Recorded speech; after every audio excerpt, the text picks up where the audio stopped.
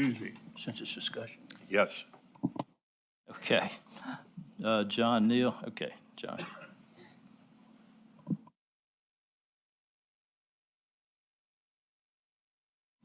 There we go. Gentlemen, my name's John Neal. I live at 6657 Ridge Rock Lane in Knoxville. I'm an attorney, as most of you know. I'm here on behalf of Greg and Beverly Wiberley tonight. And I can speak for myself, not just for them, to say that I'm really troubled by this concept. I grew up as a 4-H'er. I own a farm. So to me, the concept of agricultural zoning and the availability of farming is really important.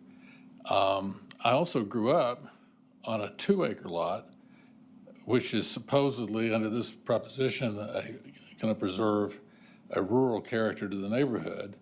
Well, my 2-acre lot was 2 blocks from the town courthouse. It was what now? It was 2 blocks from the courthouse. Okay.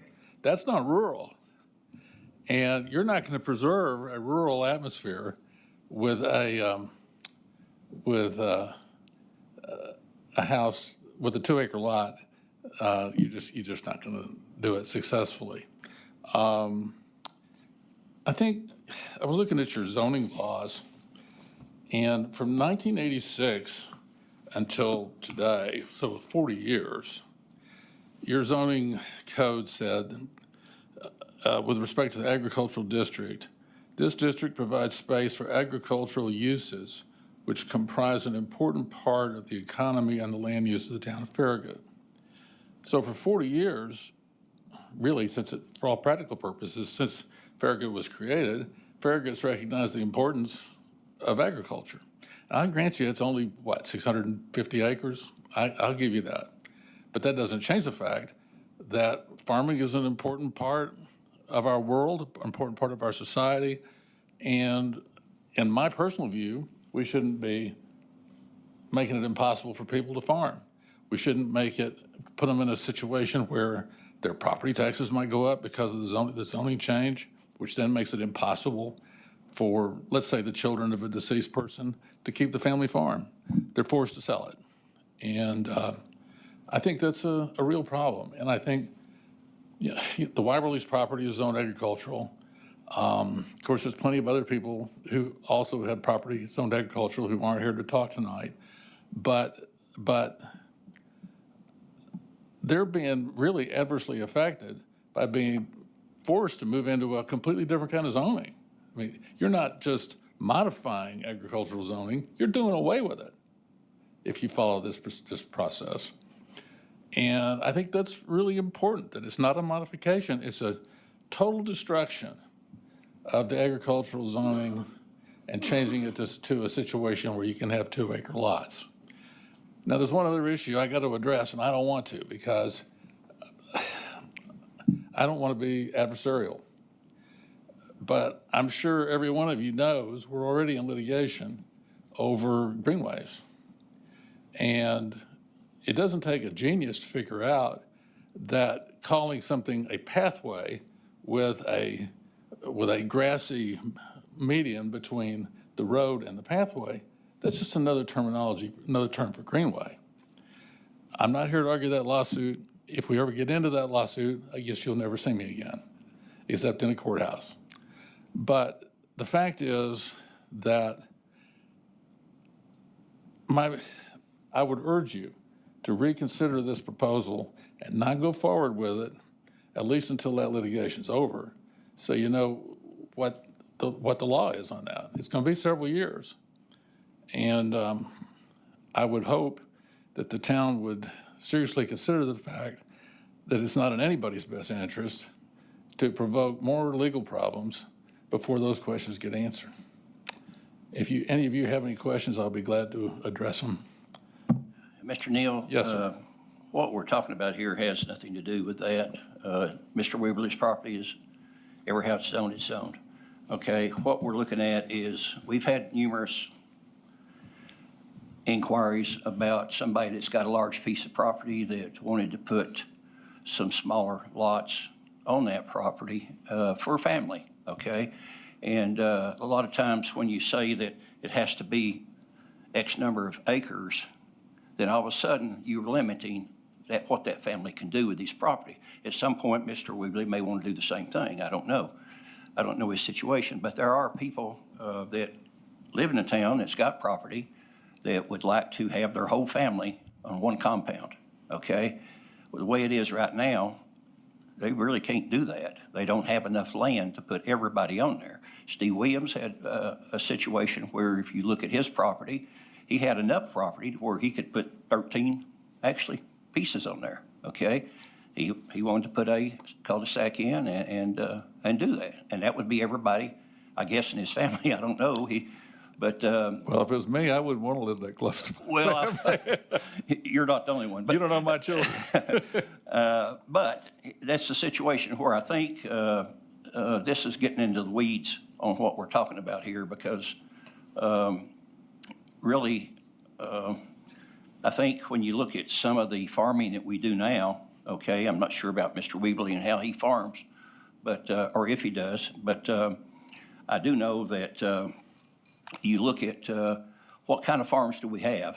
We have horse farms, okay, and we have a number of them. A lot of people don't realize that, but we do. And we've also got hay farms, okay? And I don't think either one of those are going away anytime soon. So I don't think we're going to trample on their rights in this at this time. So I think what we're looking at here is a little bit different than what you're talking about. And I understand Mr. Wiberley's concern. You know, he's got a nice piece of property up there, and he'd like to leave it the way it is. So I don't see a problem why he shouldn't. So. Well, Mayor, I guess we say you and I respectfully disagree with each other. But That's been the case. But I at do times, respect okay? I do respect your opinion, and I understand that. Hey, thank you. Yes, sir. Appreciate it.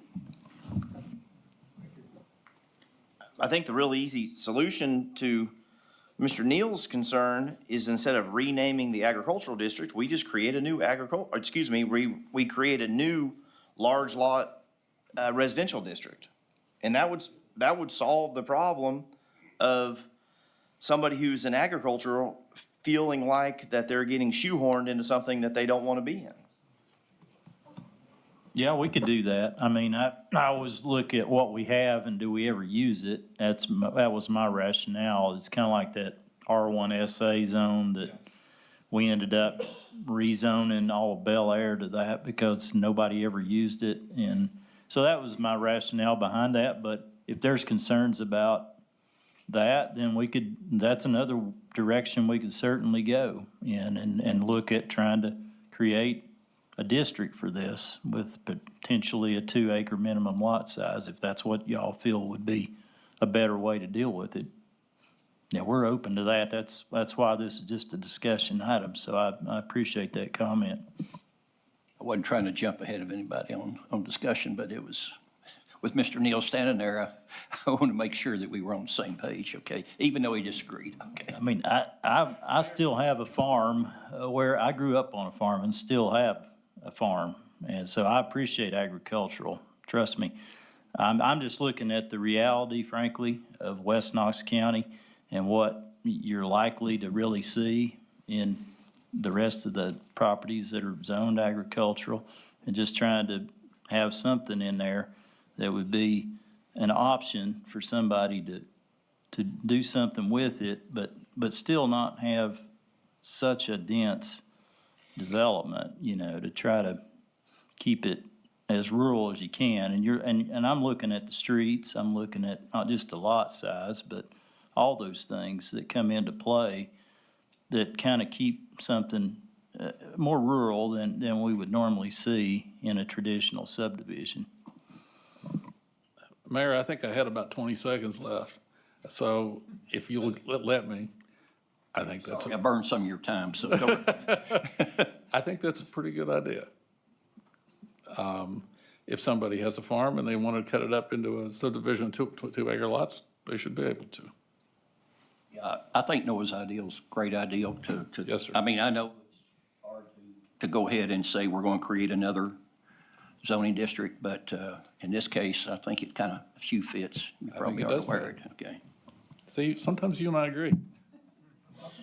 I'm just going to just try to remind everybody, I think Louise's intent on this was that we wanted to encourage and/or incentivize folks that had larger pieces of property, that you don't necessarily have to go in and rezone and put in quarter-acre lots, or even R1, which is kind of our biggest typical residential zoning district, which is half-acre lots, that we wanted to incentivize somebody to do something different, like what the Montgomerys did on Dixon Road, or what's been done on Union Road. And so what she was trying to do, and she's not here, but I think she would agree with me, is she was trying to memorialize it. That way, when somebody from the outside looking in sees all of our zoning districts, they don't feel like, well, I have to do this one, and I have to do this one, or this one. Like, oh, wait a second, here's something a little bit different that there's definitely a market for.